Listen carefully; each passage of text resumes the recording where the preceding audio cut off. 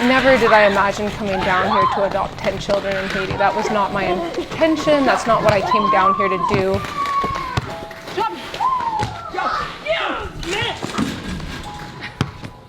The kids call me Joyce. My youngest calls me Mom. My others call me Mom when they want something from me. But the kids mostly call me Joyce. That's what they knew me as for 5 years. All right, guys, we gotta get going. Joyce Traynor is the founder of Chosen and Cherished Ministries, which is the forever home of 10 children from insufferable circumstances. Joyce's passion for Haiti started long before she met her children. She moved to Haiti at the age of 19 to work at an orphanage as an English teacher. It was there that 8 years later she would meet her children for the first time, never imagining in that moment that one day they would be hers.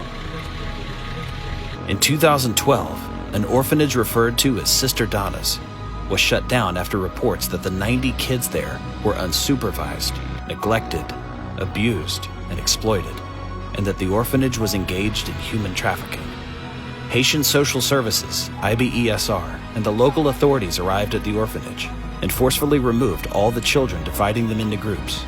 The smallest children were unexpectedly brought to GLA, where Joyce was. So as social services brought them and set them down, without us knowing their names, their ages, and whom they belonged to or anything like that, these 21 little tiny, exhausted souls sat there.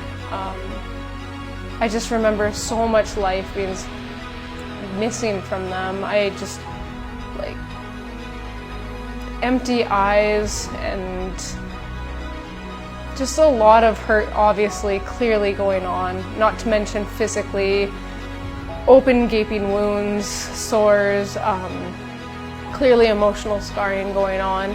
Every effort was made to find and reunite these children with any living relatives, and several were. But IBESR finally gave up and declared the rest orphaned. However, unlike other orphan children at GLA, the government would not release them for international adoption. Years passed. As the kids got older, they watched all of their friends get chosen, adopted, and taken into loving families, knowing this would never happen for them. In January of 2016, I felt as if God was calling me away from the organization that I had been working with. I couldn't feel peace about walking away. And so I remember sitting on the floor of my bedroom, actually, and I remember sitting with my Bible open and saying, God, if you want me to go, show me or explain to me how you're going to move these kids in a different direction. I said, find someone that wants to take this on. And it was the funniest thing, because as clear as I asked, I remember him saying, it's you.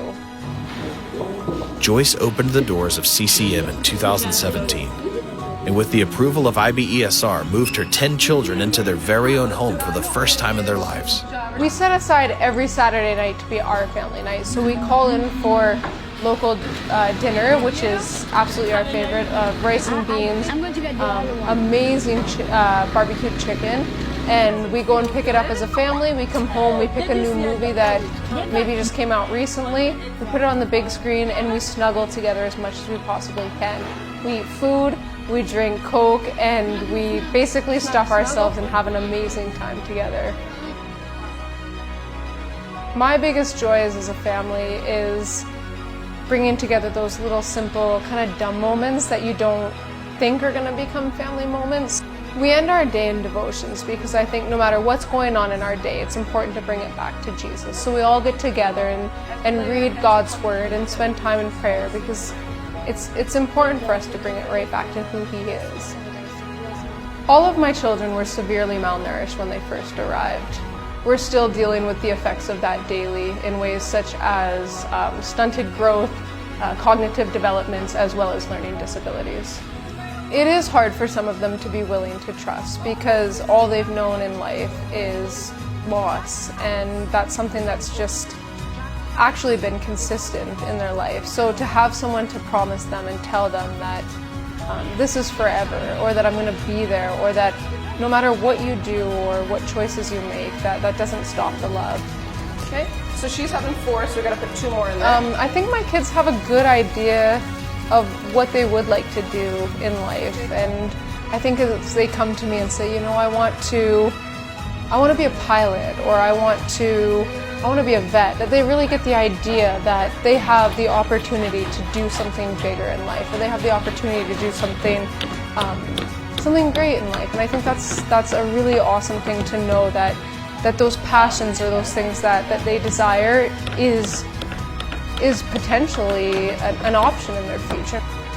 My hope for my kids are to ultimately love Jesus and to bring others to Christ.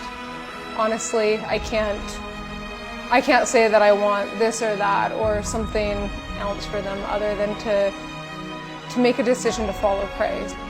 These children have come a long way from their painful past, but there is still a long road ahead, and they cannot do it alone. Consider partnering with the CCM family and help give these kids the opportunity for a future full of possibility.